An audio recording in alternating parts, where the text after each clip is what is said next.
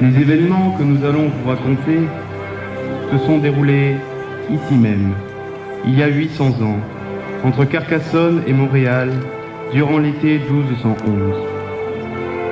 Surplombant les collines caressées par le vent, se dressait l'imprenable château du seigneur cathare Amaury de Montréal. L'hérésie cathare avait trouvé un essor considérable dans le midi de la France. Nombreux étaient les adeptes de cette secte qui devenait menaçante pour l'Église et la chrétienté.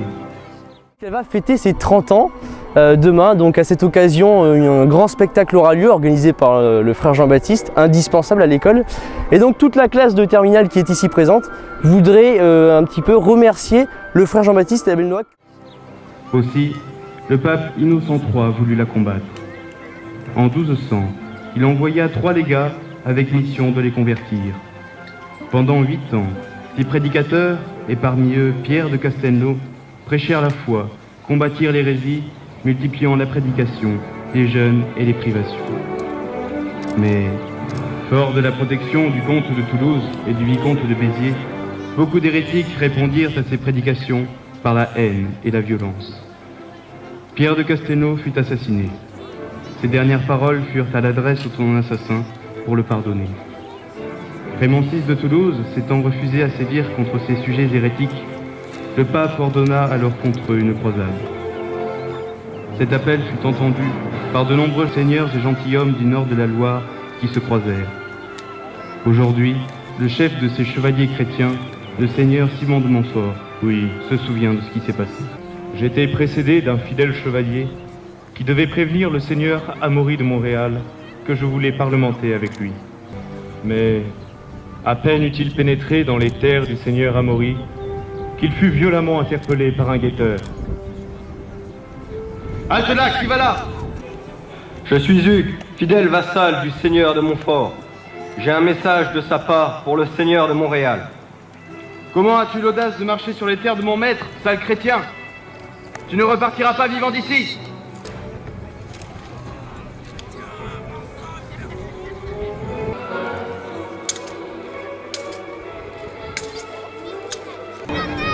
Pierre Cavalier, tu es vaillant et courageux. Je ne veux point te tuer. Je te laisse la vie sauve. Je désire seulement que tu me conduises à ton maître.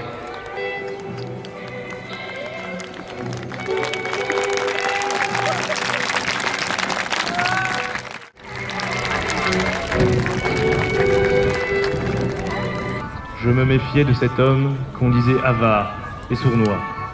Il avait la réputation d'être orgueilleux, brutal et malveillant aussi bien envers ses sujets qu'envers les étrangers.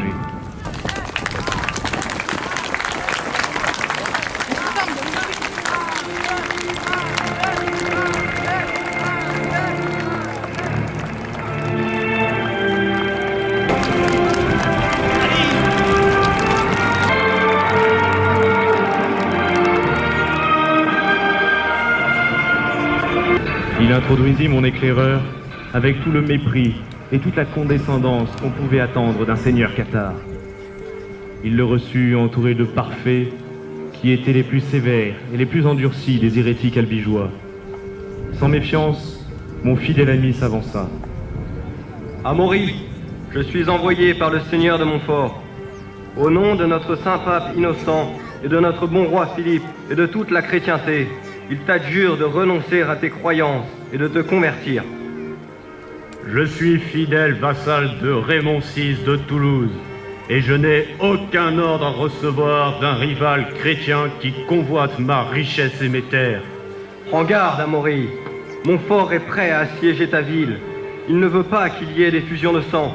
Mais si tu l'y contrains, alors crains la justice de Dieu, redoute la fureur des combats, et ton peuple, ton armée sera impuissante et succombera sous la grêle de fer et de feu. Ouvre les yeux et vois le peuple naïf que tu as plongé dans les ténèbres de l'idolâtrie. Ne sois pas aveugle, convertis-toi. Garde, saisissez-le. Tu es bien naïf pour un chevalier. Cependant, tu es courageux de te présenter seul et désarmé. Parce que tu es chrétien, tu subiras le châtiment réservé aux chrétiens. Garde, je vous laisse.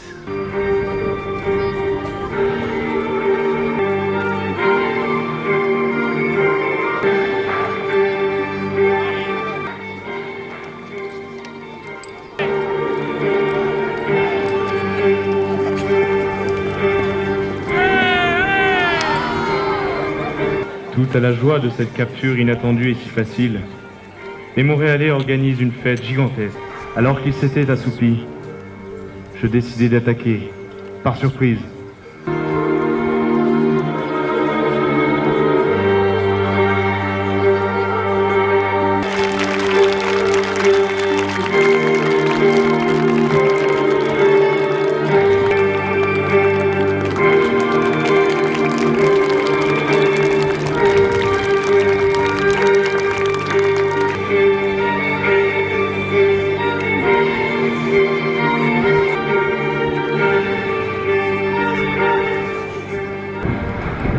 Arrête, Amaury!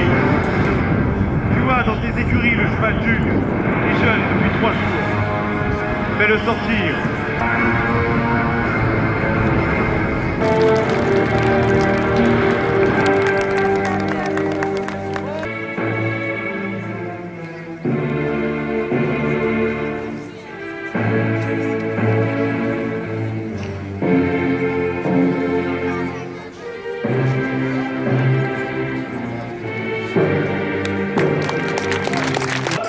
Rentre ton épée et demande pardon à Dieu. Je n'aurai pas de grief contre toi si tu te convertis.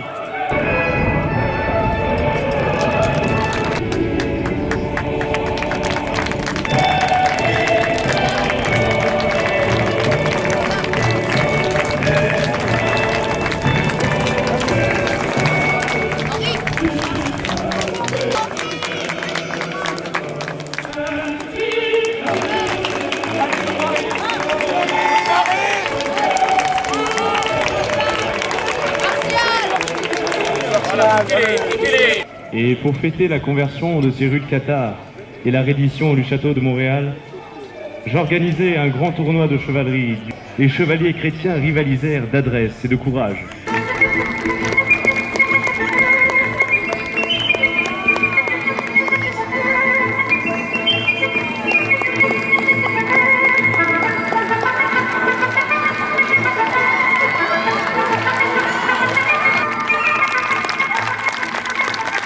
Gentes dames, gentes damoiseaux, damoiselles, laissez-moi l'honneur de vous présenter les festivités organisées par notre Seigneur Simon de Montfort. Et pour commencer en beauté, je vous propose d'assister à la joute par les cavaliers qui ont commencé le cheval cette année et qui tenteront d'attraper avec leurs lances en plein galop les anneaux qui seront suspendus.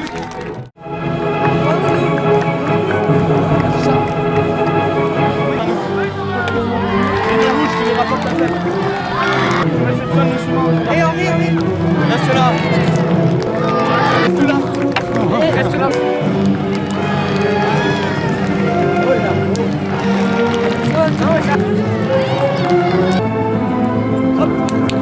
Tiens, Henri.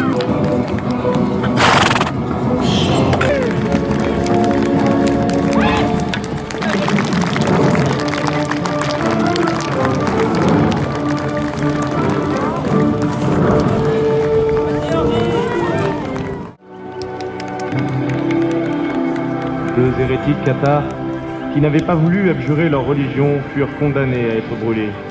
Ils furent amenés tous deux sur la place publique, ligotés. Un juge lut l'ordre d'exécution.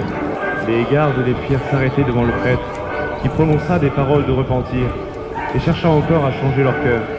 Le premier fit un geste de dénégation, et repoussa son corps en arrière. Mais le second comprit son erreur, et sembla pris de remords. Il s'agenouilla devant le prêtre et baisa la croix. Le prêtre, bouleversé, alla demander la grâce au juge, qui était déjà reparti. Les gardes, qui n'avaient pas compris le revirement qui venait de s'opérer, se saisirent des deux hommes et les attachèrent au bûcher. Le juge accorda la grâce demandée, mais il était trop tard avant même que quelqu'un ait pu faire sortir le repenti du bûcher. Celui-ci s'enflamma soudain. La fumée envahissait la place. La foule était consternée. Soudain, le miracle se produisit. Les liens du converti tombèrent d'eux-mêmes. Il sortit indemne du brasier, épargné par les flammes.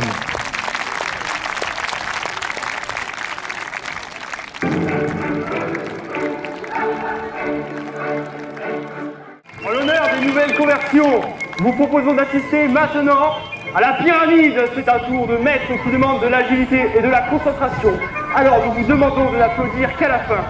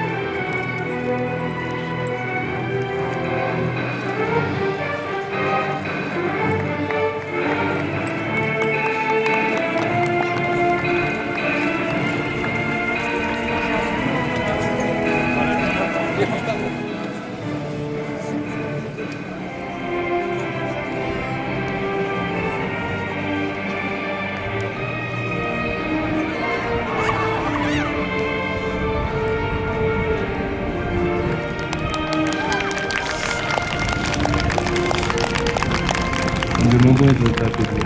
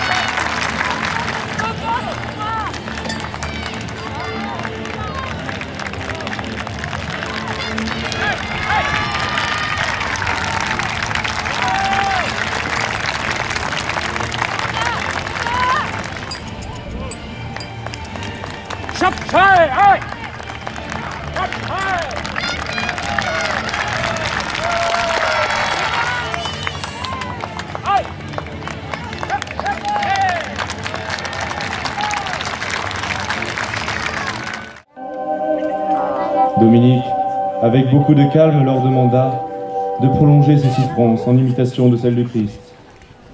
Les agresseurs, touchés par la paix qui émanait du Saint Moine, lui laissèrent la vie sauve et lui demandèrent de les confesser. Aujourd'hui, une croix, La croix du Siquet, au pied du village de Frangeau, rappelle cet événement.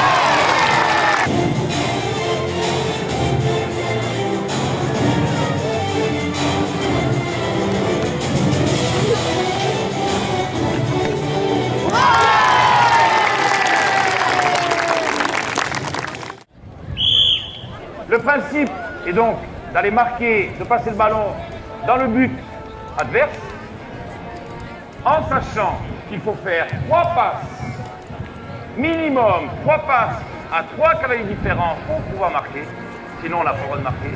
On n'a pas le droit de tenir le ballon plus de 10 secondes. Ce sera 3 passes. 3 passes, si les jeunes s'organisent, ils peuvent aller marquer. Bravo! But!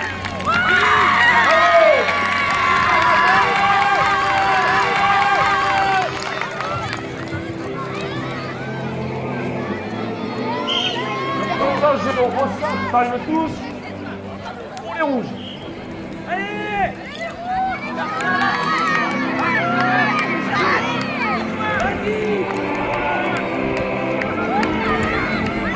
Les jaunes ont encore le ballon. Attention les rouges. Ils continuent, attention les rouges à la défense. Attention les rouges.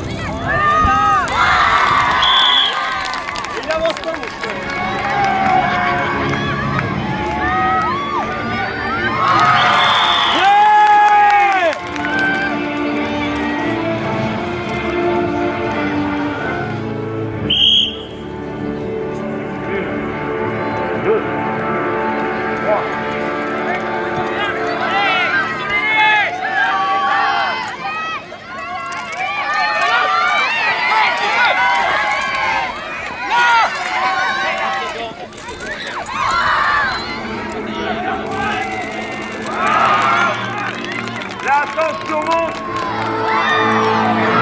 Allez, le frère! Allez, les jeunes!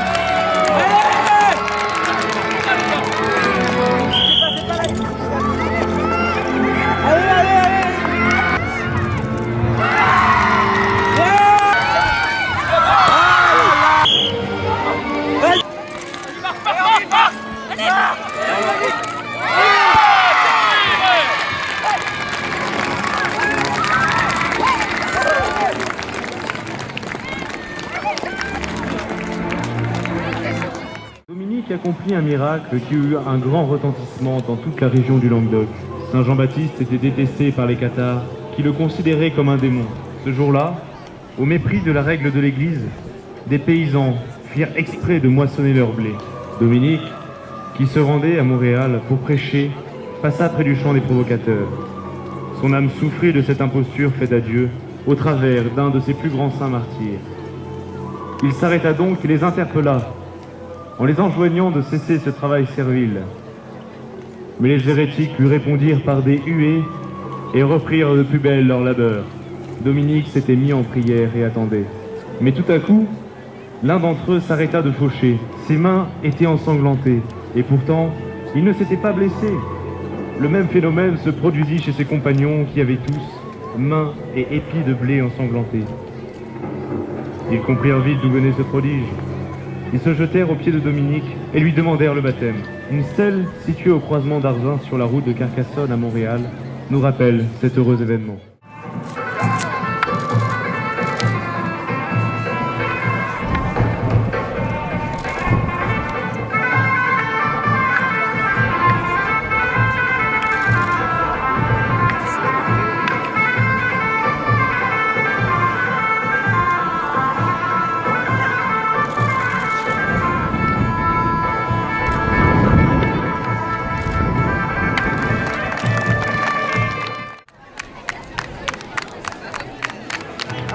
avoir votre t-shirt.